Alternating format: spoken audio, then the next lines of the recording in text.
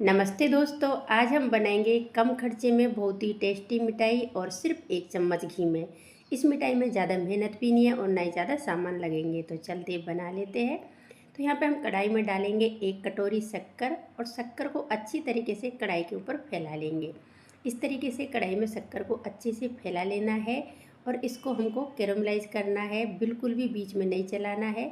तब तक शक्कर अच्छी तरीके से नीचे से पिघलने नहीं लग जाएगी, उससे पहले इसको हमको चम्मच से बिल्कुल भी नहीं हिलाना है। तो अब आप देख सकते हो नीचे से थोड़ा थोड़ा ये पिघलने लग गई है, तो इसको मैं ऊपर से हल्का सा चम्मच से ऐसे चला देती हूँ, नीचे तक नहीं चलाएंगे। और आप देख सकते हो ये थोड़ी थोड़ी नीचे से शक्कर पिघलने लग गई है। तो इसी तरीके से शक्कर को अच्छी तरीके से पहले कैरेमलाइज करेंगे और उसके बाद में ये मिठाई बनाएंगे। ये मिठाई आपने एक बार बना लिया तो इस रक्षाबंधन पे तो आप यही मिठाई ज़रूर बनाओगे, कम मेहनत में, कम खर्चे में। और ना ही इसमें हम मिल्क पाउडर डालेंगे, ना सूजी डालेंगे, ना ही बेसन डालेंगे, ना ही मावा डालेंगे, और बहुत ही टेस्टी मिठाई बनके तैयार हो जाएगी। तो ये देखिए अभी शक्कर अच्छी तरीके से पिघल गई है। अब इसको हम चम्मच से इस तरीके से हिलाएंगे। आप ध्यान रखें, जब शक्कर को कैरेमलाइज करते हो तो गैस को फुल रखें। फुल गैस पे बहुत ही जल्दी से कैरेमलाइज हो जाती है और बिल्कुल भी हम बीच में नहीं चलाए थे। अब इसको हम चलाएंगे, तो अभी कंटिन्यू चलाएंगे और गैस को मीडियम कर देंगे।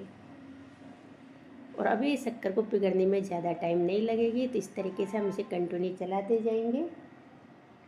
जब आप ये मिठाई बनाओगे तो सभी आपकी तारीफ़ करेंगे और ये खाने में भी बहुत ज़्यादा टेस्टी होती है।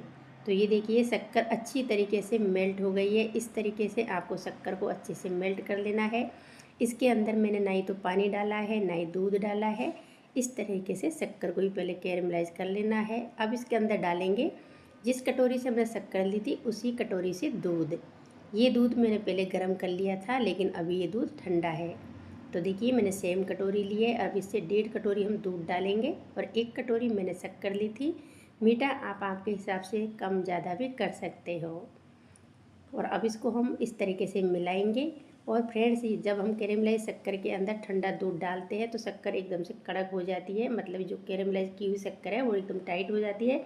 लेकिन जैसे जैसे दूध गर्म होएगा वैसे वैसे अच्छी तरीके से पिघल जाएगी, मतलब बिल्कुल भी ये टाइट नहीं रहती है, ये दूध के अंदर अच्छे से मेल्ट हो जाएगी। तो इस तरीके से इसे हम कंटिन्यू चलाते जाएंगे और इसको कैरम इसके अंदर मिलने में भी ज़्यादा टाइम नहीं लगता है।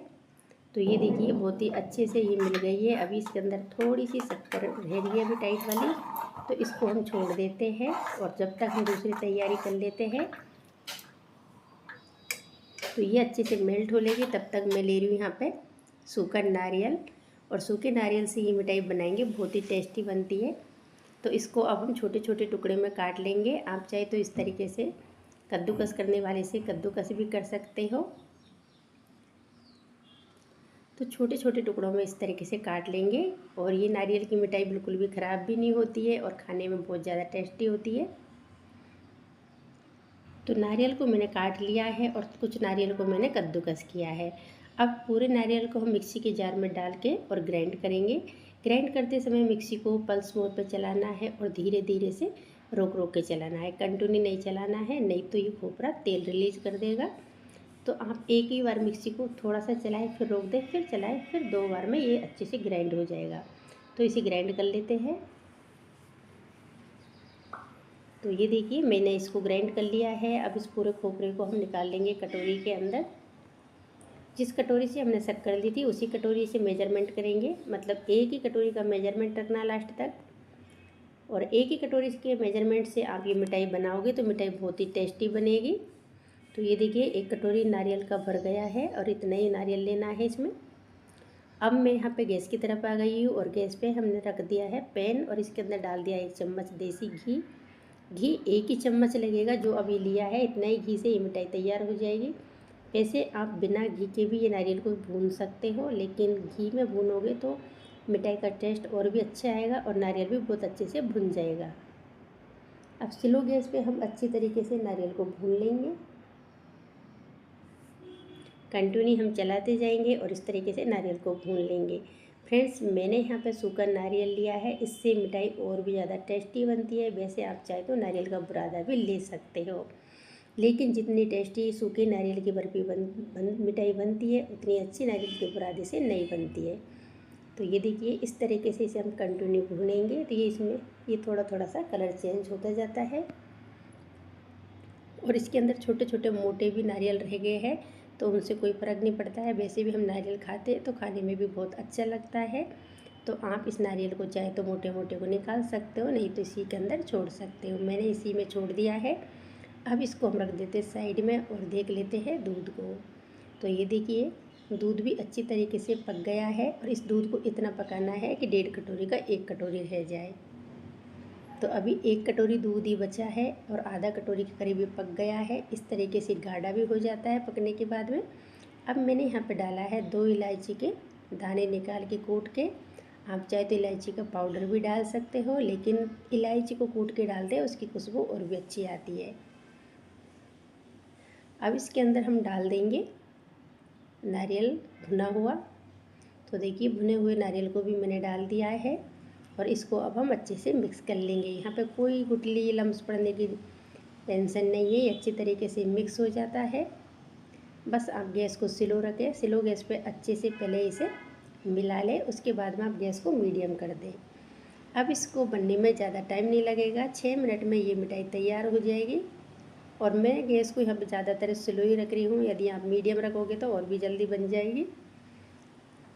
तो ये देखिए 3 मिनट के बाद में इतना दूध पक गया है। अब इसको थोड़ी देर और पकाएंगे कि हल्का सा ये दानेदार दिखने लग जाए, मतलब थोड़ा सा और गाढ़ा हो जाए, उससे ज़्यादा हम इसे नहीं पकाएंगे।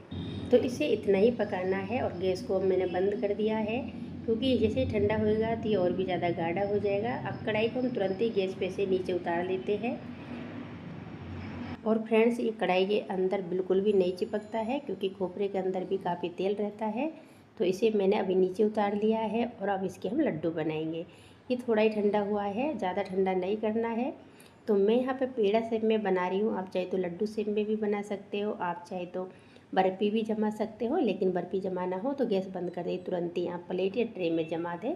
और ये देखिए बहुत ही अच्छे से ये पेड़ा बन गए हैं। मैंने हाथों में ना ही तेल लगाया है और ना ही घी लगाया है, क्योंकि इसके अंदर ही काफ़ी तेल रहता है, उसी से ये बहुत ही चिकने चिकने से पेड़ा बन के तैयार होते हैं। तो ये देखिए मैंने इतने सारे पेड़े बनाए हैं सिर्फ 1 कटोरी शक्कर और 1 कटोरी खोपरे से। फ्रेंड्स ये मिठाई खाने में बहुत ही ज़्यादा टेस्टी लगती है। आप एक बार भी बना लोगे तो जन्माष्टमी पे ये मिठाई ज़रूर बनाओगे। और अब मैं आपको एक मिठाई तोड़ के दिखा देती हूँ। कम खर्चे में बिना चाशनी बिना मेहनत के ये मिठाई बनके तैयार हो गई है। यदि रेसिपी अच्छी लगी हो तो लाइक करें, कमेंट्स करें और वीडियो को शेयर करें। Bye bye, take care.